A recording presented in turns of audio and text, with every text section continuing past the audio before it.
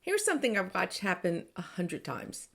A regional casino spends real money to stand out and somehow ends up sounding exactly like the casino down the highway. Same promises, same language, same everything. And the guests, they can't tell you apart, so they split their trips and chase whoever's running the better offer that week. There's a way out of that trap, and it's not a bigger budget. That's exactly what I'm going to get into today. Welcome to Drive Time Marketing.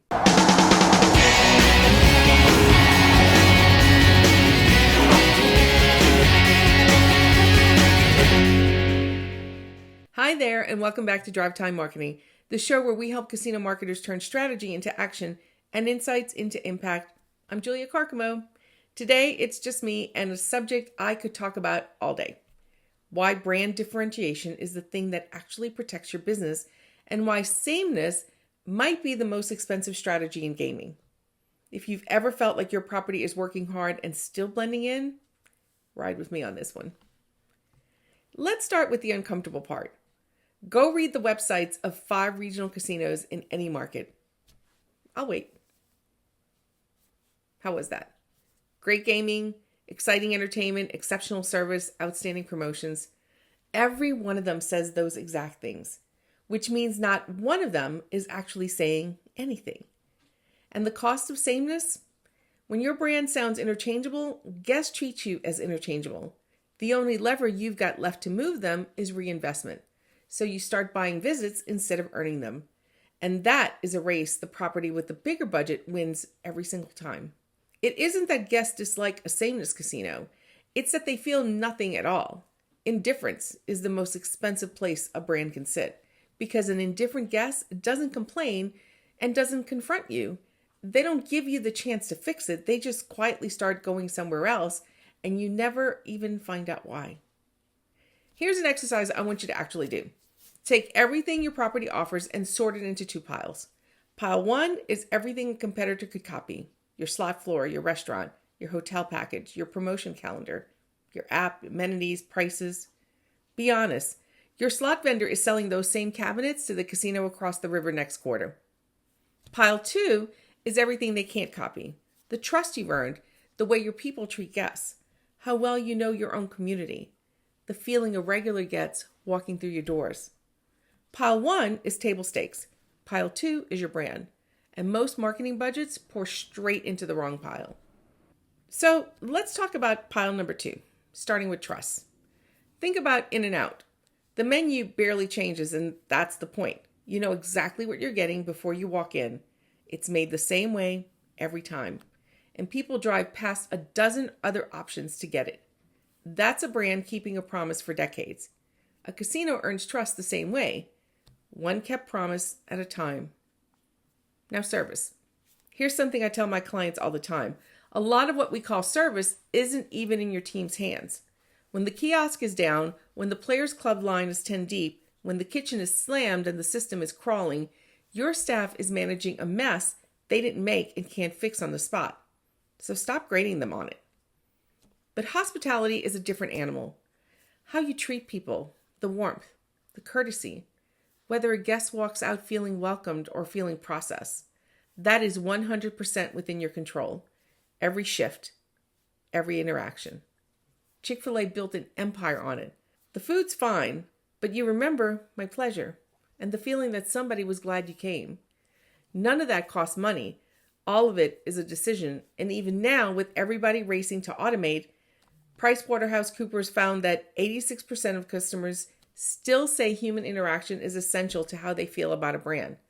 The tech keeps changing, but the need to feel treated like a person doesn't. And here's the beautiful thing about that kind of hospitality. You can't buy it, but you can build it. You hire for it, you train it, you model it, shift after shift, until it's just how your property does things.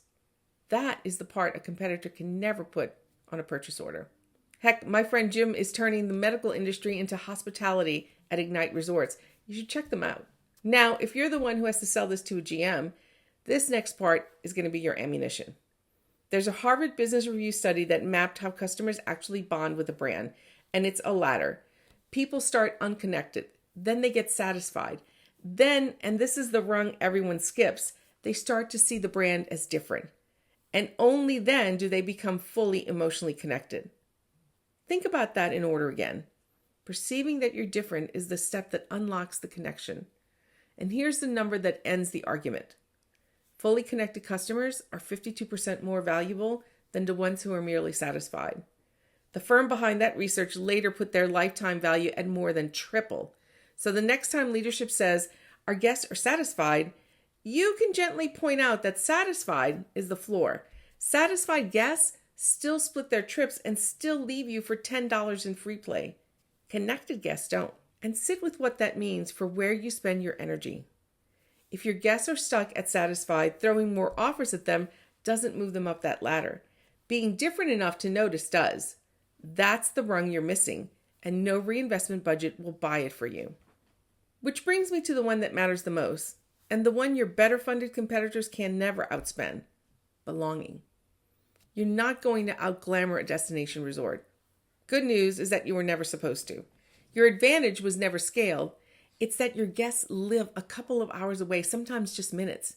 They see you and your competitors in the same week, but you're a part of their community. Not visiting it, part of it. And belonging runs both directions. It's why your casino ends up being the place that hosts the fundraiser, sponsors the team, shows up when the town needs a room and a reason to gather. Think about the brands people love for no rational reason. Starbucks sold third place between work and home for decades, right down to your name on the cup. The coffee was never the point. The belonging was. And I don't mean belonging as a slogan on a billboard. I mean the actual work of being in your community. Your name on the banners, your ballroom donated when the school gym floods, your GM at the ribbon cutting on Tuesday morning. Every one of those is a deposit, and your guests feel the balance without ever doing the math. It's why they call it their casino. You don't buy that word, you earn it. A resort can copy your slot floor by the next quarter. It can't copy 15 years of being the place that showed up. That's your home field advantage, so play it. Now let me leave marketers with something concrete, because brand gets dismissed as a soft cost, and it isn't. Differentiation is a growth strategy with a P&L attached. It shows up as higher loyalty, and I mean the kind that moves trip frequency and worth, not satisfaction scores that flatter everybody.